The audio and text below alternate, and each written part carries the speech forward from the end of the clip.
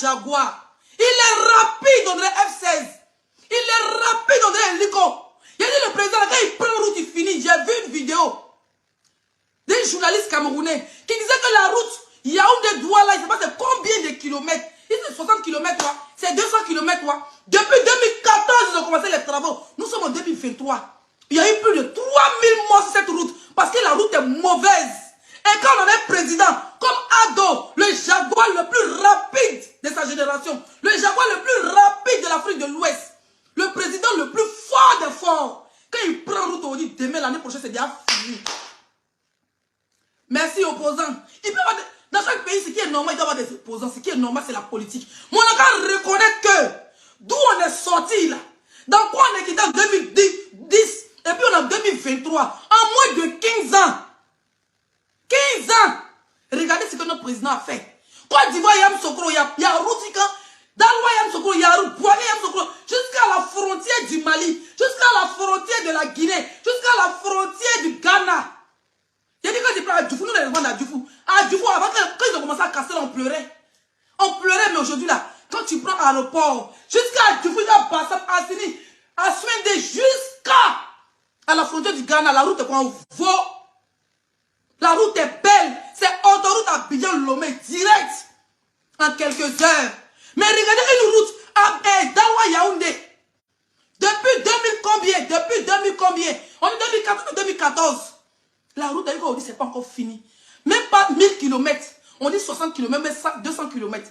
Ils sont dessus. Il y a eu plus de 3000 morts. Famille, on a qu'à apprécier ce qu'on a. Apprécions le bonheur avant de le perdre. Faut pas demain on pleurer. Quand on va perdre, on va pleurer comme demain les Camerounais sont pleurer Cabral. Notre président, il est fort. Ça chauffe même pas. Moi là, je suis bêté d'abord, je suis ni Baboïs, je suis ni Adoïs, je suis mon gros vaquis. Je suis pauvre Loïs, je suis la présidente des pauvres. Mais quand quelqu'un travaille, il faut reconnaître. Il faut reconnaître le bienfait de nos présidents. Aujourd'hui, là, quand on a déposé la sous-région, les pays aux alentours de la Côte d'Ivoire, je ne vais pas citer les noms pour ne pas frustrer les gens, mais regardez les pays aux alentours de la Côte d'Ivoire. Quand la Côte d'Ivoire était en guerre en 2010, les pays où les Ivoiriens parlaient ces exilés-là, regardez aujourd'hui la jalousie même que les pays-là nous envoient. Tellement que Ado est rapide. On est qu'à reconnaître, ce n'est rien, ça n'a rien à voir Baoulé, ça n'a rien à voir Djoula, ça n'a rien à voir Bété. On a un président qui travaille, ils s'en foutent si tu as mangé, va travailler. Ça veut dire qu'il a même gamme, il a gamme des Américains. Tu ne travailles pas, ça veut dire que no money, no work. No money, no work. Souvent, je vois les commentaires de certains Camerounais qui disent que les Ivoiriens, on veut Ado, comme vous les citez, nous on le veut. Il y a des pays qui veulent Ado. Pendant ce temps, nous on est là, oh Ado il est ceci, oh il est burkinabé, non il n'est pas burkinabé, non il est bété, non il est libéré. Arrêtez ça. Tant qu'il travaille pour la Côte d'Ivoire, c'est une fierté pour nous. J'ai vu France 24 à parler de la Côte d'Ivoire. C'est devenu le New York. C'est devenu Miami de l'Afrique de l'Ouest. Tout le monde envoie des stars camerounais fuir leur pays, venir chez nous. Ça doit être une fierté pour nous. On va prendre notre président là comme Dieu. Vous ça tenait qu'à moi. Hein. Il a même 100 ans de pouvoir, ça ne me gêne en rien. Ça ne me gêne en rien. Tant qu'il veut faire la fierté de mon pays, c'est ça qui m'intéresse. Les gens qui disent non, il a trop duré au pouvoir. Non, il doit passer, d'autres vont venir. Qui va venir encore? S'il passe, ça doit être les jeunes. On sait d'ailleurs si Ado pas là, ceux qui vont venir doivent être les jeunes. Pas encore les mêmes vieillards d'avant. On est fatigué de ça. On va arrêter de se titiller. Oh, je suis bêté. Moi, je suis derrière temps. Je suis Baoulé. Moi, je suis derrière temps. On est fatigué. C'est des bêtises. Tout ça, c'est les bêtises. Nous, on a vécu cette merde. On s'est caché dans des pays à côté, les pays voisins. On nous insultait. Hey, voilà, allez dans votre pays. Aujourd'hui, là, quand tu dis que tu es ivoirien, peu importe. Tu es fier. Parce que quand tu déposes, c'est que tu vois comment les gens se clashent.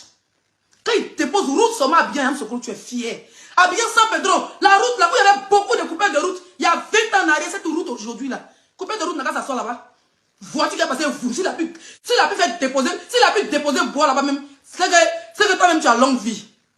Parce que pour qu'il y ait un coupeur de route, il faut que la route soit vilaine.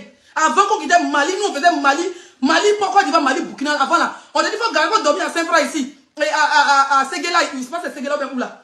Hein? À faire que c'est tout. La route là, on dit à couper de route devant. Aujourd'hui, il n'y a plus ça. Les routes là sont, on dirait avion. Quand une voiture là quitte comme ça, c'est que, comment on appelle ça? Faire que c'est tout pour aller à Sikasso là. Ça roule comme avion par terre. Les Sama transport, les quoi là. Ça roule comme avion par terre. Vous êtes au Mali. Vous êtes à la frontière malienne. C'est une fierté. Je me rappelle, il y a une époque où on quittait le Mali. Moi, je faisais beaucoup la Côte d'Ivoire, Mali, Burkina et tout ça. Hein? Souvent, quand on quitte au Mali, quand on arrive frontière Côte d'Ivoire comme ça, là. Tu vois nos parents maliens, nos parents burkinabés, ils sont contents comme ça. On voyait les travaux.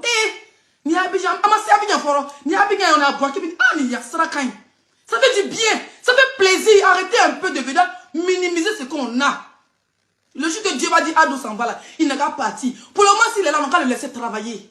Parce que on le laissait partir, son parti, ça a devenu parlable, ça a devenu problème sur notre dos. Oh, moi, je suis bêté, non, moi, je suis baoulé. Moi, je suis enfant du monde, je vous dis ça toujours. Moi, je suis enfant du monde. Pardon, taisez-vous, laissez-nous travailler un peu seulement. La transformation qui est en cours, ceux qui ont les yeux pour voir là, il faut prier simplement pour être en vie. On n'est pas seulement en train de faire des routes, on est en train de changer avec le ministre de la Construction et le ministre des Transports et le ministre des Infrastructures, toute l'urbanisation des habitants. Parce que quand vous allez être en train de prendre le métro à Ndotré, pour être à 10 minutes du plateau, entre ça et puis être à un endroit où ça va vous prendre 1h30, mais vous allez vous demander est-ce qu'il ne faut pas aller habiter à Ndotré?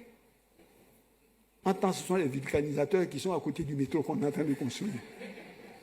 Donc, on est non seulement en train de construire un métro, mais on est en train, c'est pour ça qu'on est dans des emprises qui sont larges, de prévoir la construction de logements sociaux, de magasins, d'écoles. Ce sont des villes nouvelles que nous sommes en train de faire. Les gens vont quitter Cocody pour aller habiter à Bobo, ils vont être surpris. Parce qu'en Europe, partout ailleurs, les terrains les plus chers et les maisons les plus chères, c'est ceux qui sont à 100 ou 200 mètres du métro. Vous allez être à Niamey, vous êtes à 15 minutes du centre du plateau. Et pourquoi vous allez aller habiter ailleurs? Mais vous n'habiterez pas dans un environnement comme ça. Donc il y a des investissements supplémentaires. Donc il y a de la multimodalité. Le transport à la Gudée avec la baie, il va totalement se transformer. Des gens vont venir à l'aéroport, qui va être un hub aéroportuaire, ils vont descendre, ils ont 4 heures d'escale, ils vont prendre le bateau de l'aéroport, ils vont venir à la baie, où il y a des restaurants de tout genre, des jeux de loisirs. Ils vont venir, le bateau va les descendre à quai, ils vont manger, le bateau va les reprendre sur le même quai et les reconduire à l'aéroport. Oui, pourquoi vous me regardez comme ça? C'est Abidjan, hein? Je parle d'Abidjan. Hein? Non.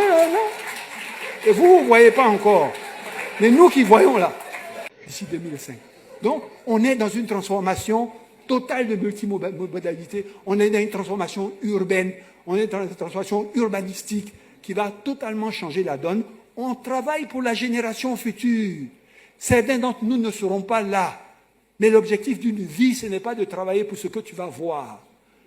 C'est de tracer les sillons et les pistes qui vont faire en sorte que tes enfants, tes petits-enfants diront que mes parents n'ont pas vécu inutile. C'est ce pour lequel le président Alassane Ouattara nous a donné un mandat et auquel nous tenons.